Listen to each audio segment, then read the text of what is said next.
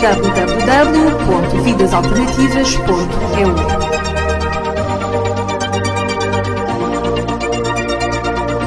www.vidasalternativas.eu.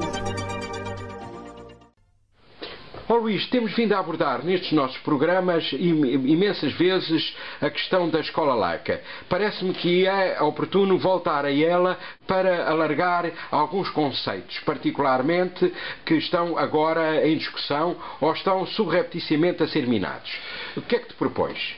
Eu penso que é de toda a oportunidade de falar disso, até porque eu vou citar-te aqui, lembrar-te aqui uma frase que vem num parecer do Conselho de Escola relativamente àquele despacho sobre o voluntariado nas escolas. E aí fala-se do reforço do sentimento de pertença e do ethos das organizações. Eu confesso que não percebi eu não consegui ler o parecer na totalidade. Isto é uma citação que vem nos jornais e não consegui perceber se estas organizações que vêm aqui referidas são as escolas, são as organizações que se propõem fazer o serviço de voluntariado nas escolas.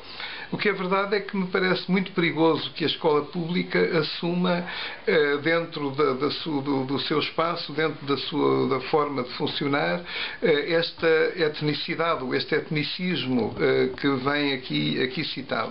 A ideia de pertença é uma ideia natural no ser humano. Nós começamos por pertencer à família, depois ao grupo cultural ou à comunidade em que em que nascemos, em que estamos inseridos. No entanto, aquilo que é hoje a sociedade moderna convida-nos a que não fiquemos confinados aí e que abramos as nossas perspectivas o mais possível, que alarguemos o nosso horizonte o mais possível e que as escolhas, em vez de serem escolhas de grupo, que são impostas a cada um de nós, possam ser escolhas pessoais, digamos, num menu muito mais variado, muito mais alargado.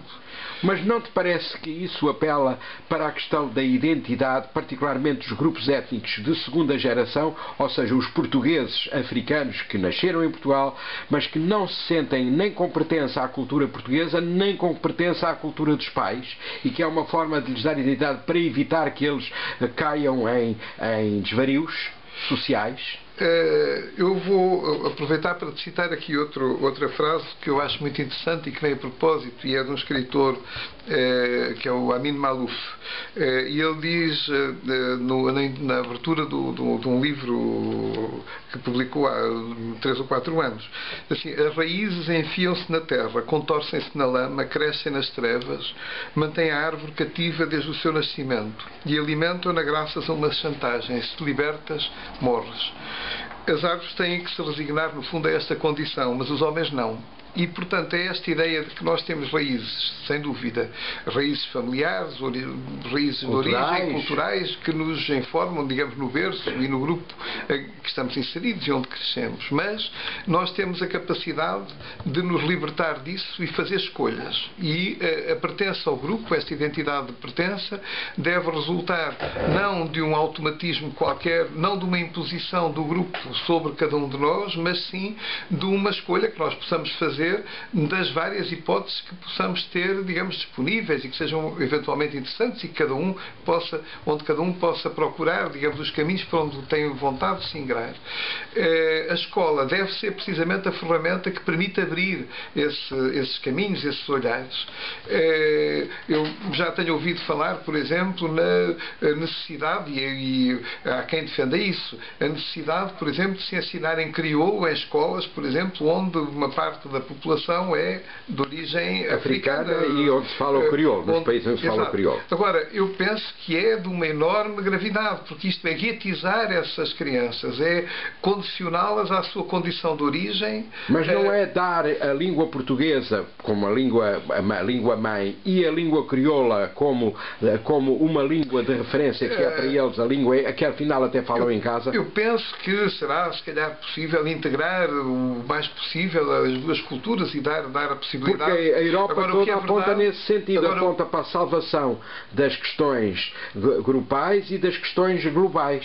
A Europa comunitária. A Europa comunitária tem, inclusive, legislação nesse sentido. E estrita para salvaguardar. Comunitarista, claramente comunitarista. Eu penso é que ela é extremamente perigosa também, porque vai guetizar essas populações. Repara, ninguém consegue ser médico ou engenheiro ou quer que seja ter uma profissão um pouco mais exigente do ponto de vista da formação em Portugal com a língua crioula. E repara, não temos que ir à questão do crioulo, podemos ir à questão do mirandês ou de pequenas línguas locais. A língua materna, a língua de família, a língua do grupo a que nós pertencemos é uma língua que aprendemos com muita facilidade, que aprendemos lá no berço. E não precisamos, se calhar, de desenvolver muito mais. É, se calhar, uma ferramenta muito mais importante aprender na escola, sei lá, o inglês, ou o alemão, ou o francês, ou o russo, ou o chinês, do que propriamente uma língua que nos vai, digamos, enfeudar mais ainda no nosso grupo de pertença. Esta questão é uma questão essencial para a compreensão daquilo que é a função da escola pública. A escola pública deve abrir horizontes e não fechá-los. Deve contribuir para alargar o olhar, permitir estender o olhar o mais longe possível e de uma forma o mais abrangente possível, ao contrário daquilo que muitas vezes se pretende, que é fechar o indivíduo no seu comunitarismo, no seu grupo étnico de origem. Como dizia o Maluf, os homens não têm que viver agarrados à terra, agarrados ao grupo, agarrados às origens, às raízes. Podem libertar-se delas. Este exercício de liberdade deve ser aquilo que é cultivado na escola pública. Ok, Luís, hoje já não teríamos muito mais espaço, mas certamente haverá espaço para abordar de novo esta questão, a seguir aos comentários que vamos ouvir, para um próximo vídeo. Certamente. Obrigado. www.vidasalternativas.eu